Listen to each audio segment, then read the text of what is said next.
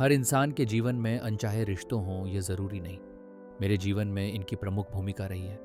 आज उम्र के इस पिड़ीडीडी पर आकर पीछे देखने पर यह महसूस होता है कि कैसे कुछ अनचाहे रिश्ते प्यार और काम वासना के बीच झूलते रह जाते हैं। मुझे आज भी दुर्गा अष्टमी का वो दिन याद है जब मैं पहली बार इस कथा की नायिका से मिला था।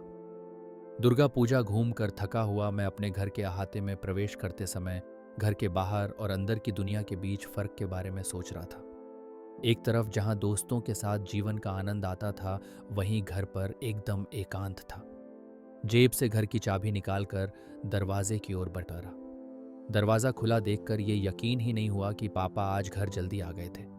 दरवाजा अंदर से बंद नहीं था और मैं सीधा हाल में दाखिल हो गया, जहां पापा के अलावा एक महिला को देखकर आश्चर्यचकित हो गया।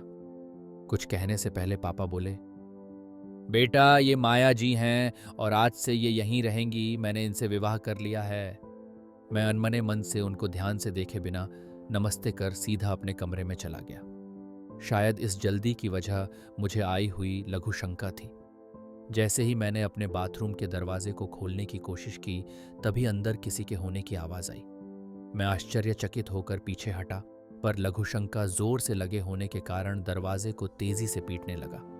तभी अंदर से आवाज आई, 1 मिनट। आवाज किसी बच्ची जैसी थी। मैंने जैसे ही मुद्द कर अपने बिस्तर की ओर देखा, वहां पिडीडीदा सूटकेस देखकर कुछ अंदाज लगाने की कोशिश की।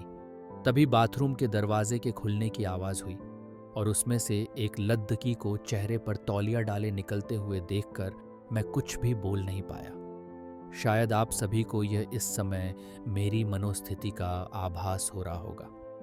मुझे इस शादी की जानकारी पहले से ही थी और इस रिश्ते को मैं पहले ही अस्वीकार कर चुका था, पर यह सब इतनी जल्दी घटेगा और ये इतनी जल्दी यहाँ आ जाएंगी, ये मैंने नहीं सोचा था। जैसे जैसे मैं लघु शंका समाप्ति की ओर बढ़ी खड़ा रहा था, वैसे वैसे घर में आए इस परिवर्तन के बारे में सोच रहा था। अभी अभी जो लड्डू ढाकी गई थी वो कौन है? कहीं ये माया जी की बेटी तो नहीं? मैं तो इतनी जल्दी में घर में आया था कि उन्हें देख भी नहीं पाया था, इसलिए इस निष्कर्ष पर पहुंचना मुश्किल था। बाथरूम से बाहर आकर मैं अपने बिस्तर पर पीडीडीएच गया। मेरे दिमाग में बहुत हलचल थी। कुछ ही देर में पापा ने आवाज लगाई तो मैं धड़कते हृदय से वापस हाल में प्रवेश किया। सोफे पर एक 30-32 साल की एक खूबसूरत महिला बैठी हुई थी और उसके बगल में एक वही मासूम लद्दधकी बैठी थी। शायद ये वही लद्दधकी थी जो अभी अभी मेरे बाथरूम से निकल कर आई थी। आप सभी को मैं अपना और अपने परिवार का परिचय दे दूं। मेरा नाम मानस है और मेरी उम्र उस समय 18 वर्ष की थी। मैं उस समय 12वीं पास करने के बाद इंजीनियरिंग प्रवेश परीक्षा के लिए तैयारी कर रहे 15 था। मेरे पिता शासकीय कॉलेज में प्रोफेसर थे और उनकी उम्र लगभग 50 वर्ष थी। मेरी माँ का देहांत आज से 10 वर्ष पूर्व हो गया था। हम लोग एक मध्यम वर्गीय परिवार से थे। मेरा गांव शहर से 8 किलोमीटर दूर था। यह एक विकसित गांव के जैसा था। माँ के जाने के बाद घरेलू कार्यों का सारा बोझ दादी पर आ गया था। दुर्भाग्यवश 2 वर्ष पूर्व वो भी चल बसी थी। पापा माँ के जाने के बाद अकेले तो थे, पर दोबारा शादी के लिए कभी इच्छुक नहीं थे। उन्होंने अपना समय शराब के हवाले कर दिया था। हाँ, दादी के जाने के बाद वो परेशान रहते थे। घर आने के बाद खाना बनाना और अन्य घरेलू कार्य करना, ये सब बहुत कठिन हो रहा था। मैं अपनी पढ़ाई की वजह से उनका साथ कम ही दे पाता था। शायद इन्हीं परिस्थितियों की वजह से उन्होंने माया जी को पत्नी रूप में घर ले आए थे। मुझे पूरा विश्वास था कि इसमें स्त्री सुख भोगने जैसी कोई बात नहीं थी। दरअसल वो पापा से उम्र में लगभग 15-20 वर्ष छोटी थी। उम्र का यह अंतर और पापा का सामाजिक कद एवं उनका स्वास्थ्य इस स्त्री सुख का भोग करने की इजाजत नहीं देता था।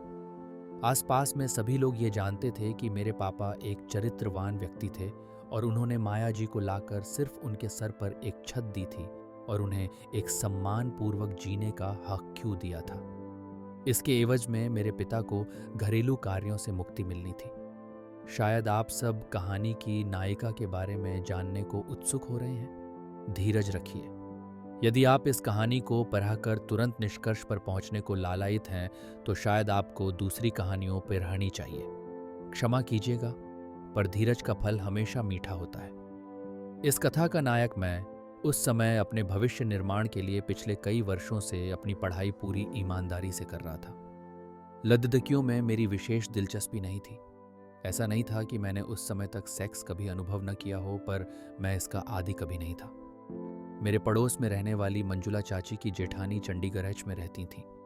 उनकी लद्दकी सीमा बहुत ही खूबसूरत थी।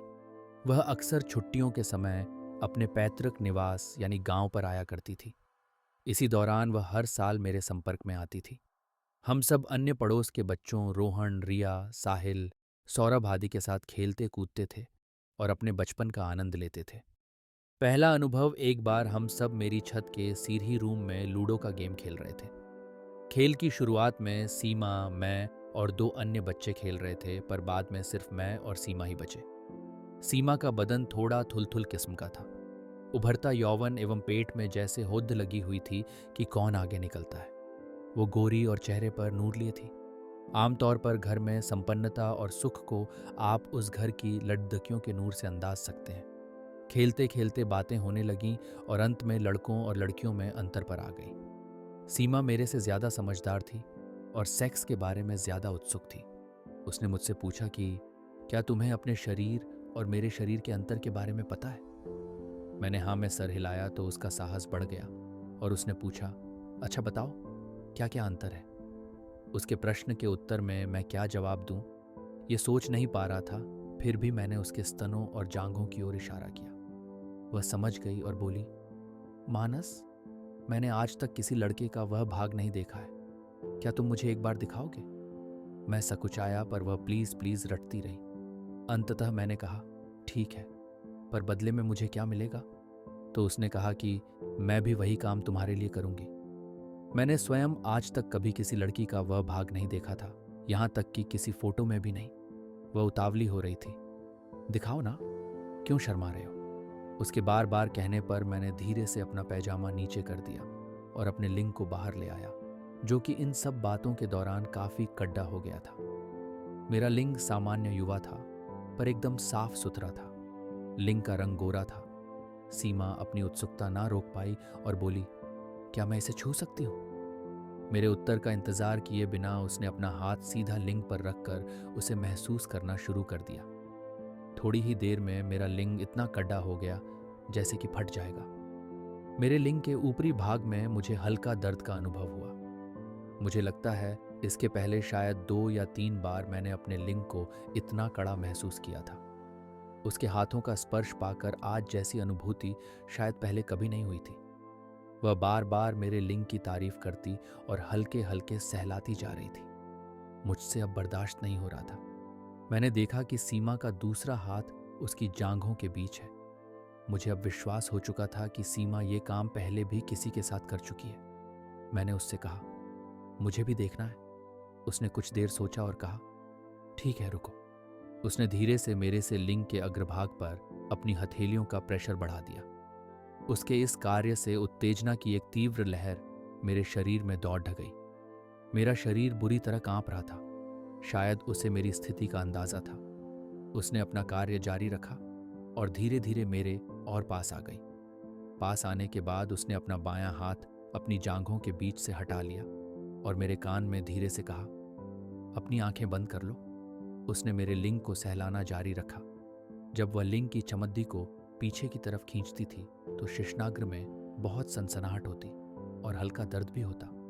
चमद्दी को पीछे करके उसने जब सुपाध्य को छुआ तो मेरी जान ही निकल गई। अग्रभाग इतना संवेदनशील था कि उसे सीधा सहलाना मुझे बर्दाश्त नहीं हो रहा था। मैंने सीमा का हाथ पकड़ डीएच लिया। वो यह जान चुकी थी कि मेरे सुपाध्य को शायद पहली बार हस्तमैथुन के लिए छुआ गया था। वो अपने हथेली में मेरे कोमल पर अत्यंत सख्त हो चुके लिंग को पकड़ा कर आगे पीछे करने लगी। मैं आनंद की पराकाष्ठा में था। मैंने स्खलित होने के पहले सीमा को जोर से पकड़ा एच लिया और लिंग के अंदर धधक रहे ज्वालामुखी ने लावा उड़ेल दिया। इससे पहले कि मैं यथार्थ में वापस आता, उसने हाथ में लगे वीर्य रस को मेरे बनियान में पोंछा और आती हूं कहकर भाग गई। सीमा इस कला में उस उम्र के हिसाब से शायद पारंगत थी। मुझे नहीं पता कि उसे इस क्रिया में क्या मिला, पर वो खुश थी। उसके बाद मेरे जीवन जो हुआ वो मैंने कभी सोचा भी नहीं था। ये कहानी बहुत ही रोमांटिक एंड दिलचस्प है, इसलिए कहानी को अलग अलग पार्ट में डिवाइड किया है।